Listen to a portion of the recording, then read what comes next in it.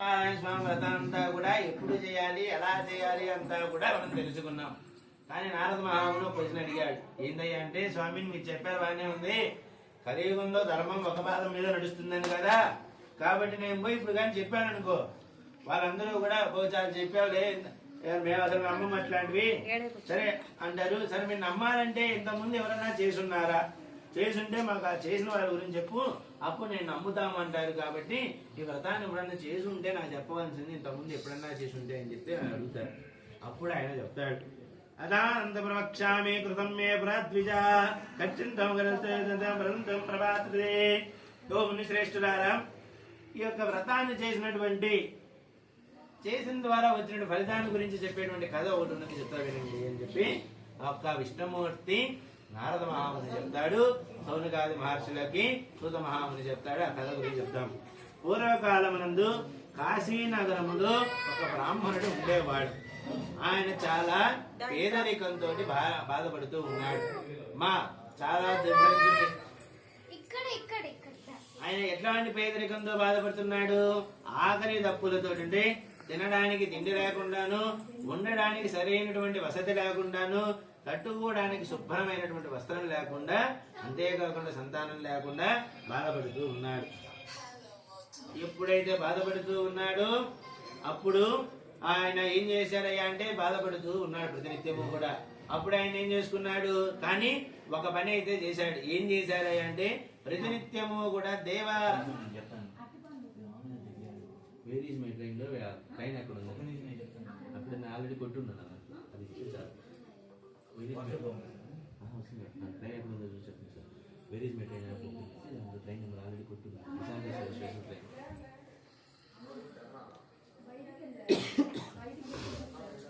ఆయన చేసింది ఏందయ్యా అంటే, ప్రతినిత్యము కూడా ఆయనకి ఇష్టమైన దైవాన్ని, ఆయన కుల దైవాన్ని ఎప్పుడూ కూడా వదలలేదు. మనందరం ఏం చేస్తారా అంటే, మానవ జీవితంలో సహజమైనటువంటిది ఒకటి ఉంది. ఏందయ్యా అంటే, కష్టాలు రాగానే ముందుగా మొదటిని దైవం నిందించడం మొదలు పెడతాడు.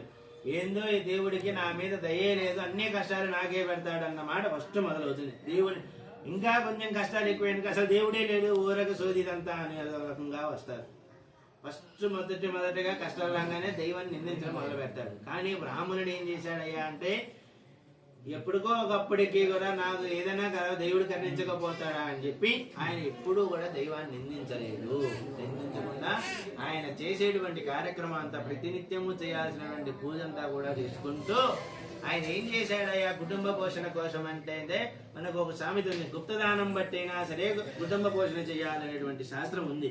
గుప్తదానం అంటే ఏంటంటే యాచకత్వము, అంటే ఏదైనా ఎవరైనా దానం ఇస్తే తీసుకోవడము, లేదా ఎవరినైనా సరే అడిగి మనకు లేనప్పుడు వాళ్ళ దగ్గర తీసుకొని మన కుటుంబ పోషణ చేస్తూ ఉండాలి. కాబట్టి ఎక్స్పెషల్ గా అంటే మనకి ఏందయ్యా అంటే, మనకి ఒక 4 వర్ణాలు, చతుర్వర్ణాల్లో కూడా 4 వర్ణాల్లో వారికి ఒక విశిష్టత ఉంది. ఏందయ్యా అంటే, బ్రాహ్మణునికి ఉపనయనం అనేది ఒకటి చేస్తారు. ఉపనయనము అంటే మనకి ప్రతి ఒక్కరూ కూడా పుట్టుకతోటి 2 కళ్ళతో పుడతారు. మూడవది జ్ఞానం అనేటువంటి నేత్రము గురుముఖత వస్తుంది. ఉపనయన సంస్కారం కానీ చేసినట్లయితే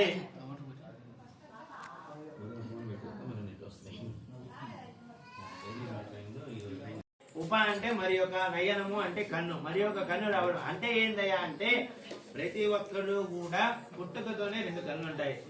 జ్ఞానము అజ్ఞానాన్ని పోయి జ్ఞానాన్ని సంపాదించడమే తృతీయ నేత్రం. అంటే ఏంది? విచక్షణ. అంటే ఇది మంచిది, ఇది చెడు, ఇది భావము, ఇది పుణ్యము, ఇది చేస్తే మంచిది, ఇది చేయకపోతే మంచిది. గురుముఖత చేసేటప్పుడు ఒకటి చెప్తారు. ఏందయ్యా అంటే, మామూలుగా బ్రాహ్మణులకి, వైశ్యులకి, క్షత్రియులకి ఉపనయన సంస్కారం చేస్తారు 8వ ఏట చేసి వాళ్ళు చెప్తారు, నాయనా ఇప్పటిదాకా మేము పెంచాము, ఇక్కడి నుంచి గురువు దగ్గరికి పోయి నువ్వు విద్యాభ్యాసం నేర్చి నీ కుటుంబ పోషణ నువ్వు పోషించుకునే ధైర్యం నువ్వు తెచ్చుకోవయ్యా. గురువు గారు కానీ ఏది పని చెప్పితే అది చెయ్యి, ఏది చెప్పినా చెయ్యి. ఆయన శక్తి లేనప్పుడు నువ్వు యాచించైనా సరే తీసుకొని రా అని చెప్పి అక్కడ ఏం చేస్తారు, అందుకే భిక్ష బియ్యం అని భిక్షాటన కాశీయాత్ర అక్కడ చేస్తారు, స్నాతకోత్సవంలో చేస్తారు. మామూలుగా ఏంటంటే భిక్షాటన చేస్తారు. మనకి భిక్ష వేయమని చెప్పి ఉపనయనంగా పెట్టిస్తారు. ఏమని చెప్తారు? భవతి భిక్షాందేహే, అమ్మా కొంచెం భిక్షం పెట్టమ్మా అని చెప్పి ఆ గురువు గారు ఇంటకు పోయి ఈ శిష్యుడు ఏం చేస్తాడయ్యా అంటే ప్రతి ఇంటికి పోయి యాచకత్వంతో భిక్షం తీసుకుని రావడం. అది గురువు గారి భార్యకి ఇస్తే ఆ గురువు గారికి ఆ భార్యకి ఈ యొక్క అబ్బాయికి ముగ్గురికి కూడా ఆమె వంట చేసి పెడుతుంది. ఆ గురువు గారి దగ్గర ఈ అబ్బాయి విద్యను అభ్యసిస్తూ ఉండేవాడు. ఆయన నీకు ఆ భిక్షాటన అధికారం కోసం ఉపనయనం చేసి భిక్షాటన అధికారాన్ని ఇస్తున్నాం కాబట్టి నువ్వు భిక్షాటన చేసి గురువు గారి పోషణ చేస్తూ నువ్వు కూడా పోషింపబడు గాక అని చెప్పి తల్లిదండ్రులు ఆశీర్వచనం చేసి ఆ అబ్బాయిని ఆ గురువు గారి దగ్గర పాఠానికి పంపిస్తారు. అలానే ఎప్పుడైనా సరే జీవితంలో ఒడిదుడుకులు ఉన్నప్పుడు గుప్తదానము చేసైనా సరే, అది పరమేశ్వరుడే చెప్పాడు, గుప్తదానం చేసైనా కుటుంబ పోషించారు. కాబట్టి ఆయన ఏం చేశాడంటే ప్రతినిత్యము కూడా భిక్షాటన చేస్తూ ఎంతో కొంత ద్రవ్యం వస్తే ఆ ద్రవ్యముతోటి ఆయన ఆమె జీవనం సాగిస్తూ ఉన్నాడు. కానీ ఆయన చేసిన కార్యక్రమం ఏంటో చెప్పేదా, ఎప్పుడూ కూడా దైవాన్ని నిందించలేదు. ప్రతినిత్యము కూడా ఆయన చేయవలసిన దైవారాధన చేస్తూనే ఉన్నాడు. అలా చేయగా చేయగా భగవంతుడికి పాపం అనిపించింది. పాపం అనిపించి వెంటనే చెబుతాడు, భగవాన్ బ్రాహ్మణ ప్రియ.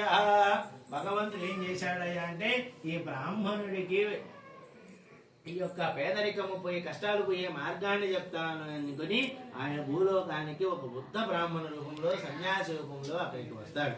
వచ్చి ఆ ఎక్కడైతే ఈయన భిక్షాటన చేస్తూ ఉన్నాడు అక్కడికి వచ్చి అక్కడ నిలబడి, ఓ బ్రాహ్మణోత్తమ జయం గాక అని చెప్పి ఆశీర్వచనం చేసి, నేను చాలా రోజుల నుంచి నేను చాలా దూరం నుంచి గమనిస్తూ ఉన్నాను, నువ్వు చాలా పేదరికంతోటి కష్టాలతో బాధపడుతున్నావు కదా, నీ కష్టాలు పోయే మార్గాన్ని చెప్తాడు వినవయ్యా అని చెప్పి చెప్తాడు.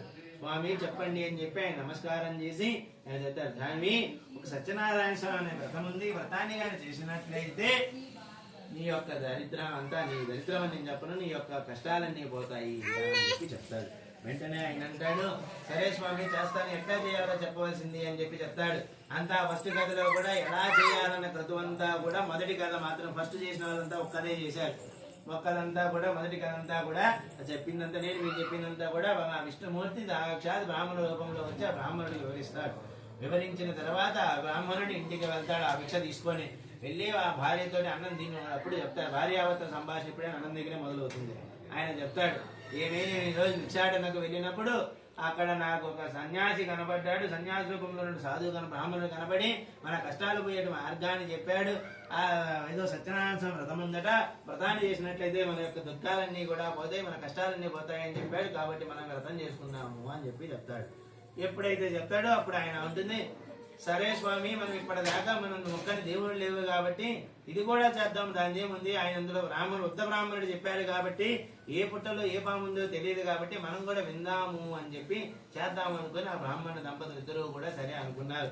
సరే ఎప్పుడు చేస్తారు, చెడు కార్యక్రమం అయితే ఆలోచించి చేయాలి, మంచి కార్యక్రమం అయితే అనుకోగానే చేయాలని సామెత ఉంది. కాబట్టి ఎప్పుడో ఎందుకు రేపే చేద్దాము అని చెప్పి వాళ్ళు అనుకున్నారు. సరే అనుకున్నారు, రాత్రి పడుకున్నారు. ఎంతసేపు అయినా సరే తెల్లవారు ఎప్పుడెప్పుడు తెల్లవారుతుందా మనం ఈ వ్రతాన్ని చేద్దాం. ఎందుకంటే కొత్తది ఏదైనా కొత్త చేసేటప్పుడు కొత్తగా వింత పాతకు రావత అనే సామెత ఉంది. కొత్తగా చేసేటప్పుడు కాబట్టి ఎప్పుడెప్పుడు చేద్దామని ఆతురత వాళ్ళిద్దరు ఉన్నారు. పడుకున్నారు కానీ నిద్ర పట్టలేదు. చాలాసేపు అట్లే కొంతకాలం గడిచింది, కొంత సమయం గడిచింది.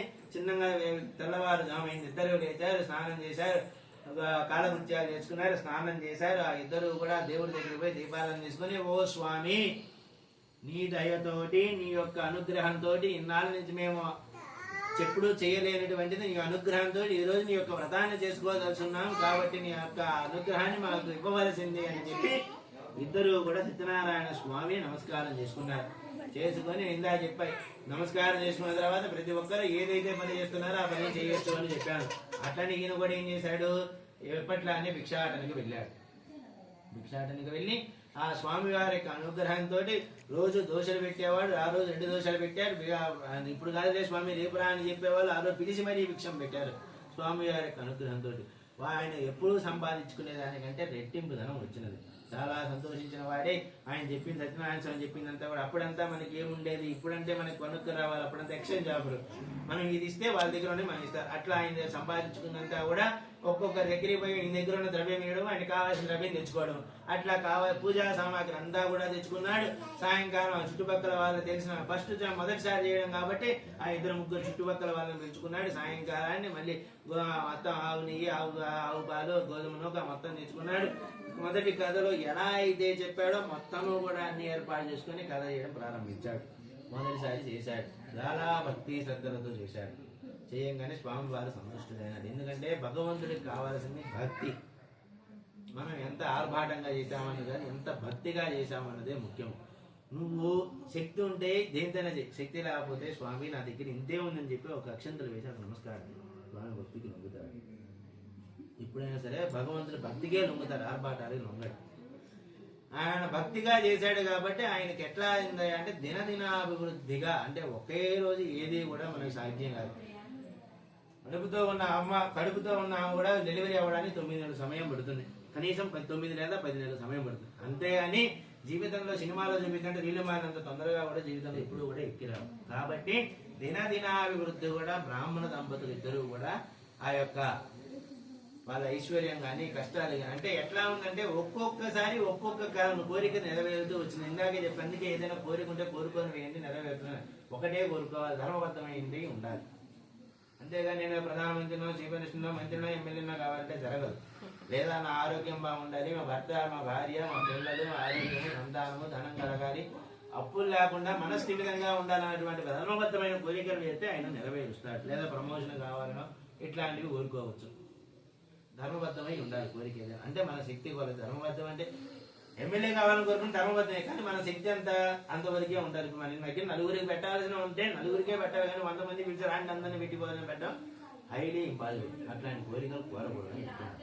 సో కాబట్టి ఒక్కొక్కసారి ఒక్కొక్క రకమైన కోరిక నెరవేర్చుకుంటూ ఆ యొక్క ఒక్కసారి కోరుకోవడం, ఆ కోరిక నెరవేరడం, మళ్ళీ వ్రతం చేయడం, మళ్ళీ కోరుకోవడం, అట్లా బ్రాహ్మణ దంపతులు ఇద్దరు కూడా వాళ్ళకి కావాల్సినటువంటి అంటే నిత్యావసరాలు ఏమేంటివి, తినడానికి తిండి, కట్టుకోవడానికి గుడ్డ, కొనడానికి సరైనటువంటి వసతి, మనసే ప్రశాంతత, ఇవన్నీ కూడా వాళ్ళని ఏర్పాటు చేస్తారు. చక్కటి సంతానం ఇవన్నీ కూడా సంపాదించుకున్నారు. ఓ నారద, ఈ బ్రాహ్మణ జాత నేనే దగ్గరుండి చేయించానయ్యా, నేను చెప్పబట్టి వాళ్ళు చేశారని చెప్పి నారదుడికి శ్రీ మహావిష్ణువు చెప్తాడు. వెంటనే నారదుడు అడుగుతాడు, స్వామి బాగానే ఉంది, బ్రాహ్మణుడితోనే ఆగిపోయిందా, ఇంకెవరన్నా చేశారా అని చెప్పి అడుగుతాడు. చేశారయ్యా, ఈ బ్రాహ్మణుడు చేస్తూ ఉంటే ఒకనొక వైశాఖ మాసంలో ఒక కాష్టాంగత్వ కట్టెలు అమ్ముకునే ఆయన చూసి చేశాడు అన్నాడు. సరే అది ఎట్లా చేశాడు ఒకసారి చెప్పండి అన్నాడు. ఈయన ఏం చేశాడంటే బ్రాహ్మణుడు వృద్ధాప్యం వస్తూ ఉన్నప్పటికీ ఇంకా ఉపవాసం ఉండలేక ఇందా చెప్పాను, సాయంకాలం చేసుకోవడం శ్రేష్టమైనది. ఉండలేని పరిస్థితులు ఆరోగ్య దృష్ట్యా, కాలానుకూలంగా దృష్ట్యా మధ్యాహ్నం పూట కూడా చేసుకుంటూ ఉన్నాడు. అట్లా చేసుకున్న సమయంలో ఒకనొక వైశాఖ మాసంలో మంచి ఎండాకాలం, మాధవ మాసం వైశాఖ మాసం అని చెప్పాను కదా, వైశాఖ మాసంలో ఏకాదశి నాడు ఒక మిట్ట మధ్యాహ్నం పూట వ్రతం చేసుకుంటూ ఉండగా ఆ వెయ్యిలోకి కట్టెలు అమ్ముకునే వ్యక్తి అట్లా వచ్చాడు. వచ్చి మంచి దాహం వేస్తూ ఉంటే చూస్తూ ఉన్నాడు. చూస్తూ ఉండగా అక్కడ ఏం జరిగింది, ఆయన ఏం చేశాడు, ఇందాక లోభత్వం పనికి రాదని చెప్పా కదా, ఆయన ఏం చేశాడంటే పందిరి వేశాడు. పందిరి వేసుకొని అప్పుడు ఉన్న వాళ్ళందరినీ పిలుచుకున్నాడు. ప్రయత్నం చేస్తూ ఉన్నాడు. ఈయన వచ్చేసరికి పందిరి కింద నిలబడి చల్లగా ఉండేసరికి ఆ కట్టెను పక్కకు తీసుకొని కాలు కడుక్కొని మంచి దాహానికి వెంటనే కొంచెం ఆకలి అనిపించింది. ఆకలి వేసి ఆయన ఏదన్నా ఉంటే పెడతారా అని చెప్పి అప్పుడు ఉన్న వాళ్ళు బయట ఉన్న వాళ్ళని అడిగాడు. ఇంట్లో వ్రతం జరుగుతుందయ్యా, ఈ వ్రతం అయ్యేంత వరకు కూడా ఎవరికి ప్రసాదం తీసుకునేంత వరకు కూడా ఎవరు భోజనం చేయకూడదు. కాబట్టి కొంతసేపు నువ్వు కానీ వెయిట్ చేసినట్లయితే, ఉండినట్లయితే తీర్థ ప్రసాదాలు భోజనం అన్నీ పెడతాను, కొంచెం కూర్చోవలసింది అని చెప్పి అక్కడ ఉన్న వాళ్ళు ఎవరో చెప్పారు. ఆయన కూర్చున్నాడు.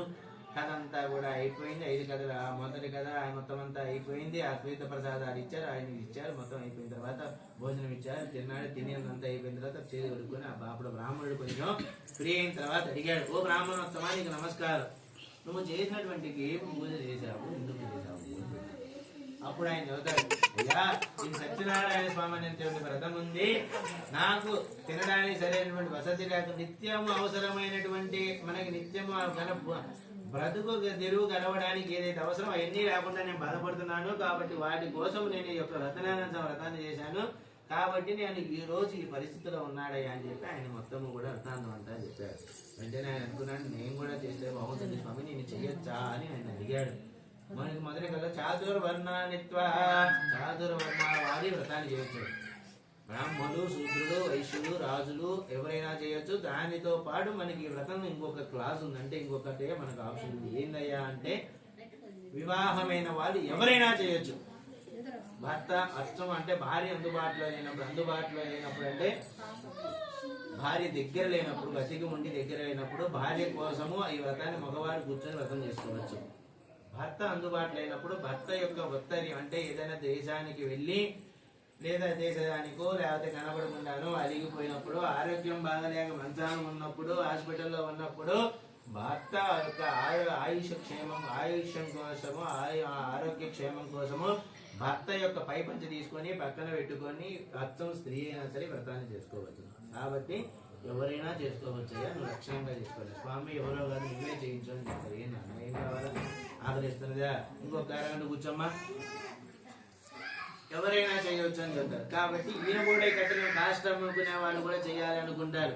ఎప్పుడైతే అనుకుంటాడో ఆ ఇంటికి పోయి ఎప్పుడే అట్నే అందరూ కూడా ఇంటికి వెళ్ళి వాళ్ళ ఆవిడతో చెప్పి మనం కూడా ఈ వ్రతం చేసుకుందాం అనుకున్నాము, ఎప్పుడో ఎందుకు రేపే చేసుకుంటే మంచిది, అయ్యగారిని పిలిచి మనం చేసుకున్నాం, ఆయన చేసుకున్నాడు కాబట్టి ఇంకా మంచిది, కాబట్టి ఆయనే పిలిచి చేసుకున్నాము అని చెప్పి అనుకుంటారు. సరే అనుకున్న వారే వాళ్ళు కూడా ఈరానే సరే ఉదయాన్నే లేచారు. వాళ్ళకి ఇంకా పూజా పునస్కారాలు ఏముండవు కదా. ఉదయాన్నే లేచారు, దేవుడు స్నానం చేశారు, దండం పెట్టుకున్నారు, స్వామిని వ్రతం చేసుకుంటా అన్నాడు. అడవికి పోయినాడు, కట్టెలు కొట్టుకున్నాడు. పోయి ఇప్పుడంటే గ్యాస్ స్టవ్ వచ్చే కంటే ఇప్పుడంతా కూడా మనకి ఏంది కట్టెల మోపులే, కట్టెల పొయ్యి మీద చేసుకునే వాళ్ళు కాబట్టి కట్టెలు అవసరం పడేది. ఆ రోజు ఆయన కొట్టిన కట్టెలంతా కూడా కట్టుకున్నాడు. ఒక వైశ్యుని బజారుకి వెళ్ళారు. వైశ్యుని బజారుకి వెళ్ళేసరికి అందరికీ కూడా ఏందో స్వామివారికి మహిమ వలన ఈయన యొక్క అదృష్టం వలన ఏంటంటే ప్రతి ఇంట్లో కూడా కట్టెలు నిండుకున్నాయి. కాబట్టి వాళ్ళందరూ మాకు కావాలి అని చెప్పి వాళ్ళందరూ కూడా ఒకరినొకరు పోటీ పడుకొని 50 రూపాయల కట్టే 100 రూపాయల కొట్టి కొన్నారు.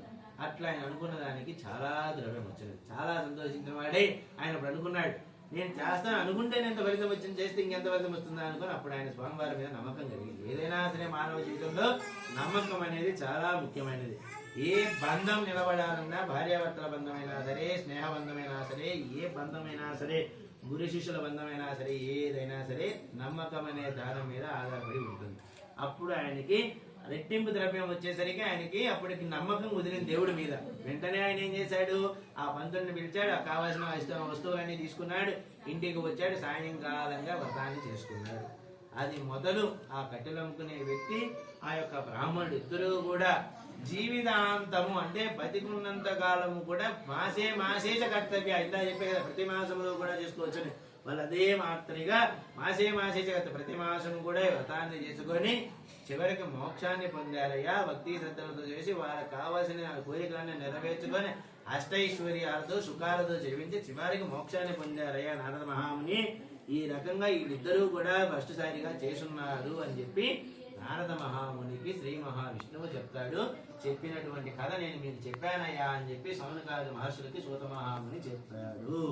అది ద్వితీయోధ్యాయ సమాప్త. ఓం కేశవాయ నమః, నారాయణాయ నమః, మాధవాయ నమః, గోవిందాయ నమః, విష్ణువే నమః, మధుసూదనాయ నమః, శ్రీవిక్రమాయ నమః, వామనాయ నమః, శ్రీధరాయ నమః, ఋషికేశాయ నమః, పద్మనాభాయ నమః, దామోదరాయ నమః. అమ్మాయి ఇచ్చేస్తారా? పద్మనాభాయ నమః, దామోదరాయ నమః, వెంకటనాయ నమః, వజ్రనాయ నమః, సరే కూర్చో అనిరుద్ధాయ నమః, పురుషోత్తమలో క్షణారసింహాచ్యుత దేవతాభ్యో నమః.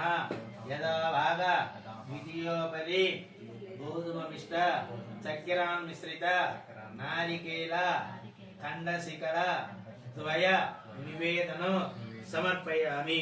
ఓం ప్రాణాయ స్వాహ, అపానాయ స్వాహ, వ్యానాయ స్వాహ, ఉదానాయ స్వాహ, సమానాయ స్వాహ, బ్రహ్మణే నమో నమః. మధ్య పాణ్యం సమర్పయామి. ముఖే ఆదిమన్యం సమర్పయామి. తాంబూలం భూగి కర్పూరే నాగవలిదనే సంస్థ చంద్రమాయకం తాంబూలం ప్రతిగృహీత తాంబూలం సమర్పయామి. మాత్రమే నీరాజనం ఒకరు పెట్టుకుని ఒకరు చెప్పండి. అదేమన్నా ఫస్ట్గా ఉందా? అర్థం అవ్వట్లేదా? చెప్పండి, ఇంకా నిదానంగా చెప్తాను. ఇదే కంటిన్యూ చేయండి.